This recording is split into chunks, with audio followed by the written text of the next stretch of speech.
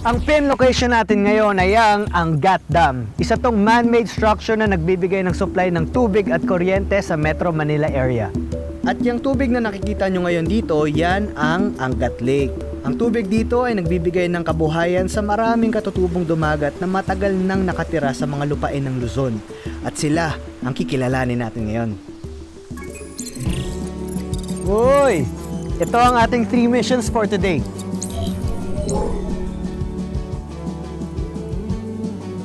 Mission 1. Uy, gusto ko to ah. Na-curious ako dun sa bola. Ano kaya yun?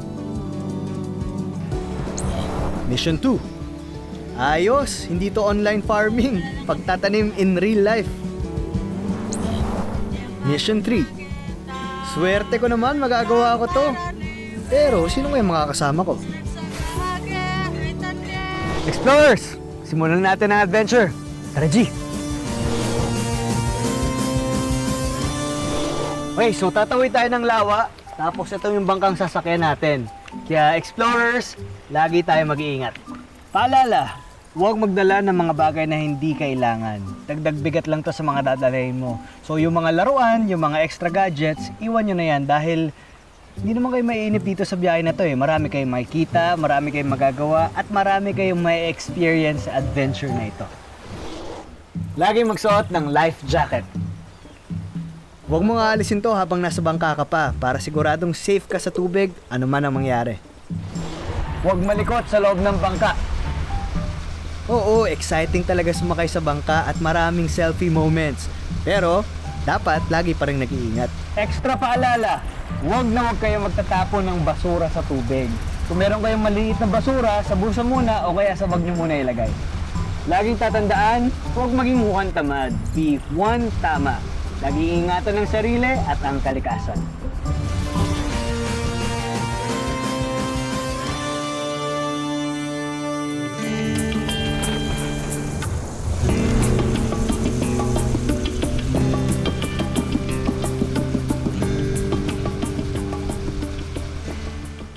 Okay, finally, natawid na natin ang lawa. Pero kailangan pa rin nating tumawid ng Sapang Iligan para makapunta sa lugar ng mga dumagat. Kaya, tara G! Ang Sapang Iligan ay konektado sa Angat River na may habang 154 kilometers. Ang tubig na dumadaloy dito ay mula pa sa kabundukan ng Sierra Madre. At umaabot ito hanggang doon sa Manila Bay. Napakalayo, grabe! Ito yung Sapang Iligan eh. Ang linis ng tubig dito. Saka malamig siya oh. Alam mong galing na galing talaga doon sa taas ng bundok. Alam niyo explorers na ito ang main source ng tubig ng mga dumagat na nakatira malapit dito. So ano pang hinihintay natin? Pumunta na tayo sa Sitio Iligan. Tara!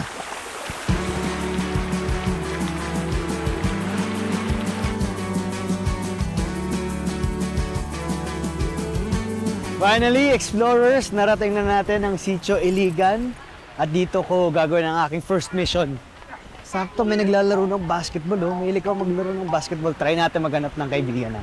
Hello, magandang araw sa inyo. Pwede ba makilaro? Miguel pala, Miguel. Joshua, pwede ba makilaro ng basketball sa inyo? Pwede, pwede. O sige, laro tayo basketball.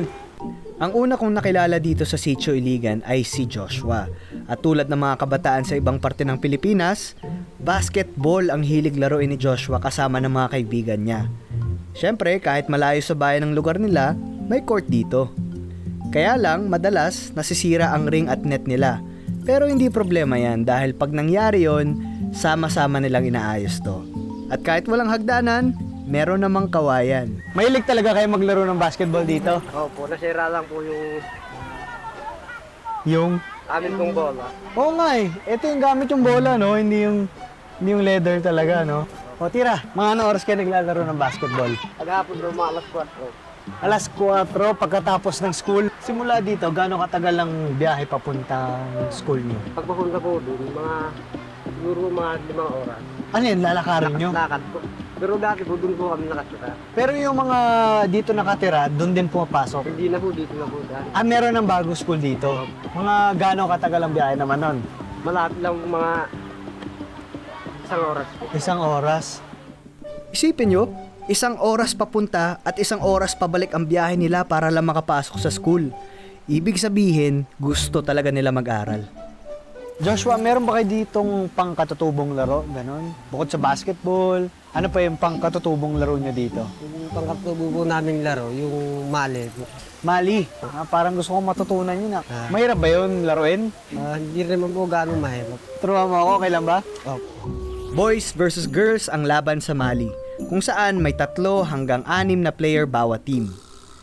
Ginagamitan ito ng maliit na bolang gawa sa dahon ng nyog. Walang gastos dahil sila na mismo ang gumagawa nito. Sa umpisa ay mala jump ball na agawan ng bola. Pagkatapos, parang agawan base naman. Pero para makascore, dapat madala mo yung bola sa base ng kalaban mo. At pwede kang harangan ng mga kalabang team.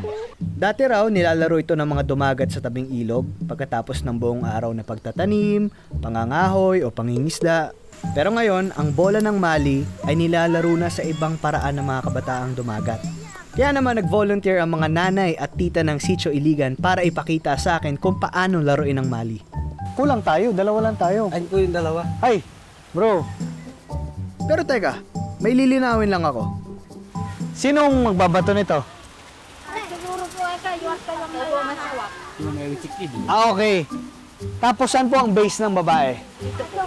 Saan sa atin? Yeah, bis, bina. Kaso may aso, baka habulin ako. Paano pag binato ko dito, papunta sa akin?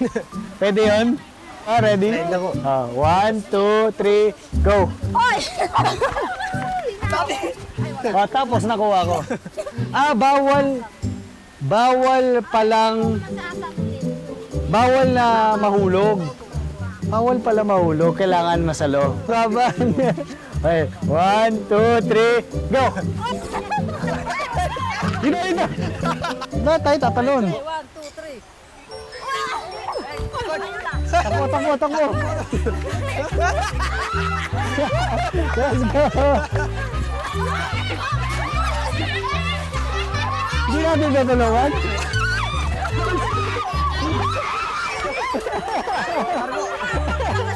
Ano score natin? 2-0. Sobrang taas, pinamataas. Pwedeng itago.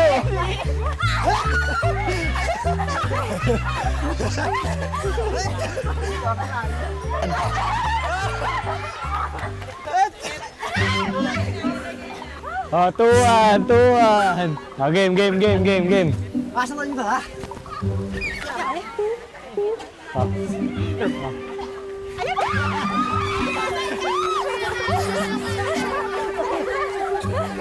Tatlo na kami. Panalo tayo. Okay. Nice. Thank you po. Salamat po. Thank you po.